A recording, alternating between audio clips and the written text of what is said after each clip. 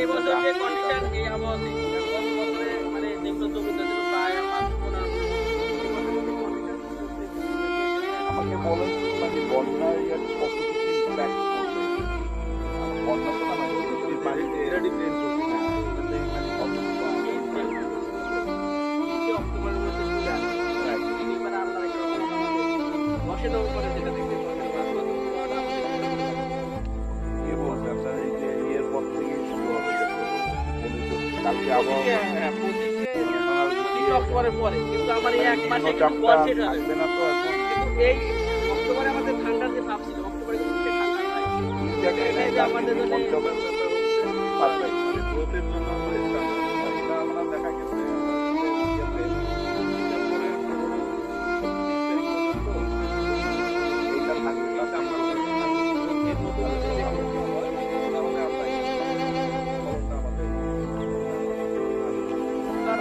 করতাম আর আমরা যেটা করতাম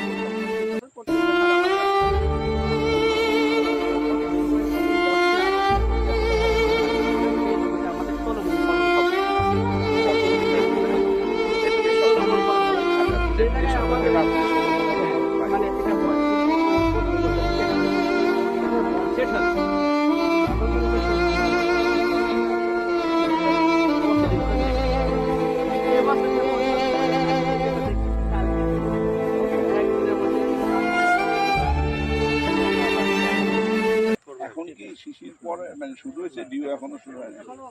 এটা হলে তো রংপুরের ওদিকে হ্যাঁ পঞ্চগড় কালকেই দেখাচ্ছিল ইয়ে হয়ে গেছে already। এবং এবার লো প্রেশার গুলো শেষ হয়ে গেছে অক্টোবরের ভিতরে তো লো প্রেশার বাধা দেয়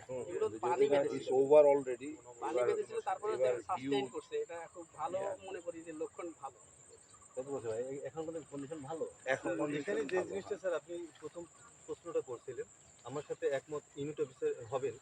যেটা আমি সারা বাংলাদেশে অবজার্ভ করলাম যে আমাদের যে জুলাই টু মানে যে অগাস্ট পর্যন্ত যে রেইনফলটা এই রেইনফলটা আমাদের একটা পিরিয়ড যে 7 দিন 5 দিন ব্রেক দিবে এটা দেয় না এতে হয়েছে কি যে কোন সোয়িং টাইম সেই সময় যে গ্রোথের ইফেক্ট পড়বে এমনটা না তখন জার্মিনেশন ইফেক্ট পড়েছে রাইট এতে হয়েছে কি যে কিছু ফার্মার তারা সিড নিয়েছে কিন্তু ইয়ে করে তারা সোয়িং এ যেতে পারে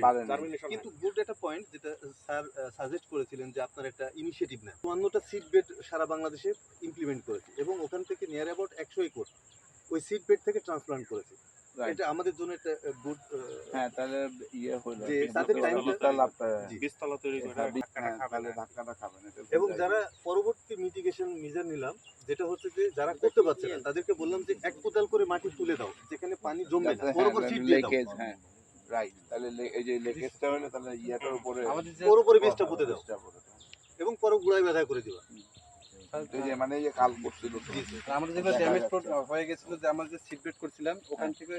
ট্রান্সপ্লান্ট করে আমরা গ্যাপ ফিল্মগুলো পূরণ করে দিয়েছি ড্যামেজ কি রকম হয়েছে এবার ওই ইয়ার বৃষ্টির থেকে জুলাই বৃষ্টির থেকে মানে একটু কম হিসাব করে আমরা ওভারকাম করছি পরে আমরা ড্রেন সিস্টেম করে পানি বার করে দিয়ে কিছু আমরা ওখান থেকে এখানে কতখানি আছে এখানে এটা প্লটটা কতটুকু আমি যেটা দেখেছি এখানে তো 13 মণ পাওয়াটা টোটাল তো ম্যাক্সিমাম এভারেজ 12 থেকে 13 আছে আপনার জিনিসটা এমন হয়ে যায় যে আপনার 56,000 টাকা পাইলেন আপনার খরচ থাকবে অ্যারাউন্ড 25,000 হয়েছে খরচ না 20,000 20-22 প্রথম যারা করে তারা কিন্তু স্যার বংশ পরস্পরাই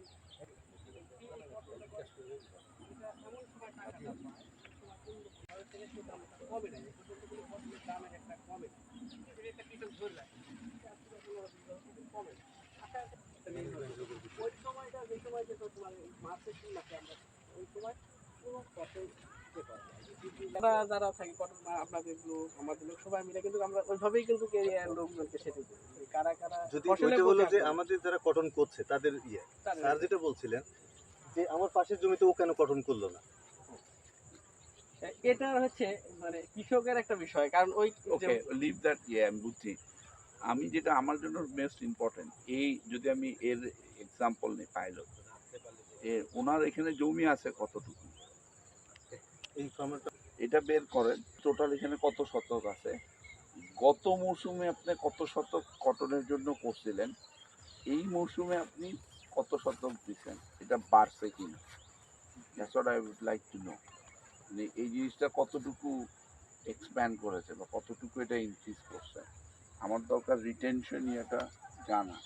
যে আমি ধরেন এখানে যদি রাফলি ধরি 20%, উনি যদি আমাকে বলেন আমি গতবার 15% করছিলাম স্যার, তাহলে growth আছে। না হবে হ্যাঁ। সে এই কীটনাশক বায়ু কীটনাশক ব্যবহার করে রাইট, কোথায় কোথায় তার খরচ ছিল হ্যাঁ, এবং সেটা অ্যাকচুয়াল ডাটা এবং কোথায় তার লাভ হয়েছে। দেখা গেল যে 1 বিঘা জমিতে 6,000 টাকা লাভ হয়ে গেছে শুধু একটা